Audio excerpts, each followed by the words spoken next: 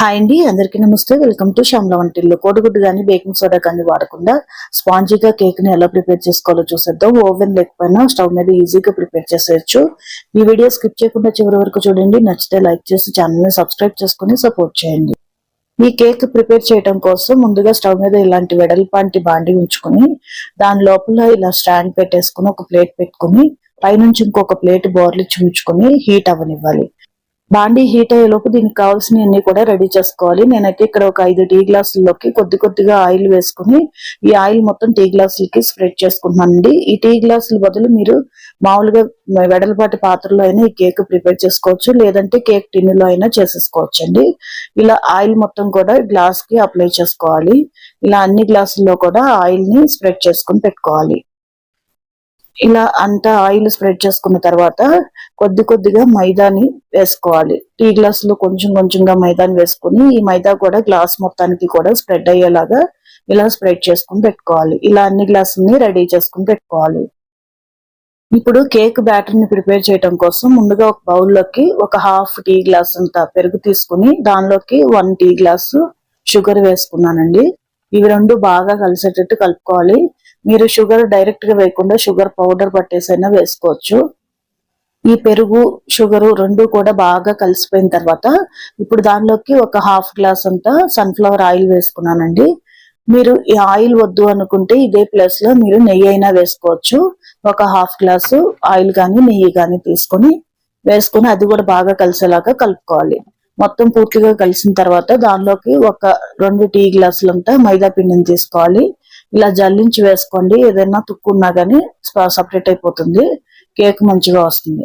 ఇలా జల్లించి మైదాను కూడా వేసుకున్న తర్వాత మొత్తం కలిసేలాగా బాగా కలుపుకోవాలి. ఈ కలిపేటప్పుడు ఒకటే డైరెక్షన్ లో కలుపుకోండి.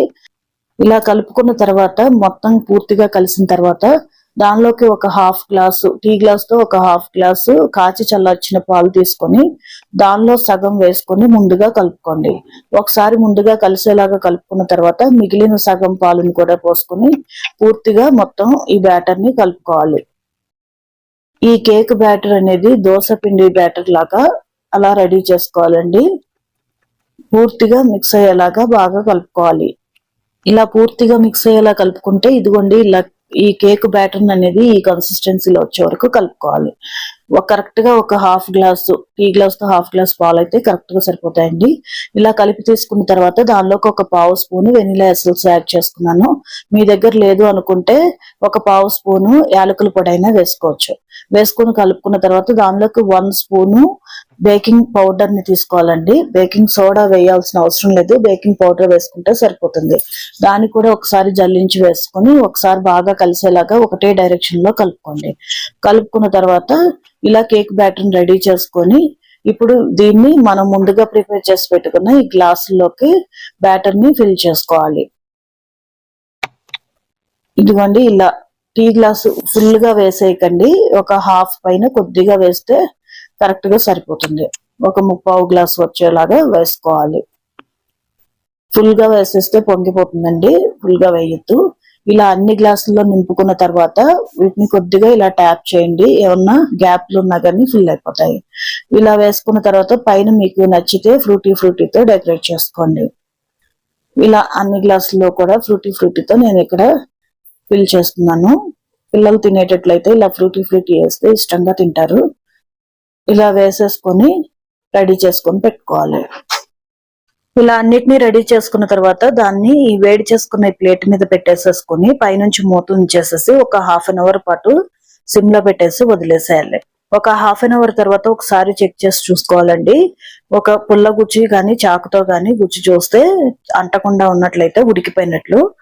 అలా ఉడికితే ఇంకా స్టవ్ ఆఫ్ చేసేసుకుని దించేయండి. లేదు అంటే ఇంకొక 15 మినిట్స్ సిమ్ లోనే పెట్టుకుని మరొకసారి ఉడకనివ్వాలి. ఇలా కేక్ పూర్తిగా రెడీ అయిన తర్వాత కాసేపు ఒక 10 నిమిషాలు వదిలేస్తే కాస్త చల్లారుతుంది. అప్పుడు వేరే ప్లేట్ లోకి తీసుకొని పక్కన పెట్టుకోవాలి. మరొక 5 నిమిషాల పాటు వదిలేసి పూర్తిగా చల్లారిన తర్వాత చాక్ తీసుకొని ఇలా చుట్టూతా కొద్దిగా ఇలా కట్ చేస్తే ఈజీగా వచ్చేస్తాయి. ఇలా అన్నిటినీ కూడా తీసి వేరే ప్లేట్ లోకి పెట్టుకోవాలి. చూసారు కదా, ఓవెన్ లేకుండానే చాలా స్పాంజీగా అయితే కేక్ అయితే రెడీ అయిపోయింది. ఇలాగే అన్నిటినీ కూడా తీసుకుని సపరేట్ గా ప్లేట్ లోకి పెట్టుకోవాలి. అంతేనండి, చాలా సింపుల్ గా ఓవెన్ లేకపోయినా ఈజీగా ఇంట్లోనే చాలా స్పాంజీగా టేస్టీగా కేక్ అయితే రెడీ చేసేసుకోవచ్చు. ఎటువంటి బేకింగ్ సోడా కానీ కోడిగుడ్డు కానీ మనం యూస్ చేయలేదు. చాలా టేస్టీగా సింపుల్ గా చేసుకోవచ్చు. ఈ వీడియో కనుక మీకు నచ్చినట్లయితే వీడియోకి ఒక లైక్ చేయండి. అలాగే మీ ఫ్రెండ్స్ అండ్ ఫ్యామిలీ మెంబర్స్ కి వీడియోని షేర్ చేసి ఛానల్ ని సబ్స్క్రైబ్ చేసుకుని సపోర్ట్ చేయండి. ఉంటానండి. Thank you.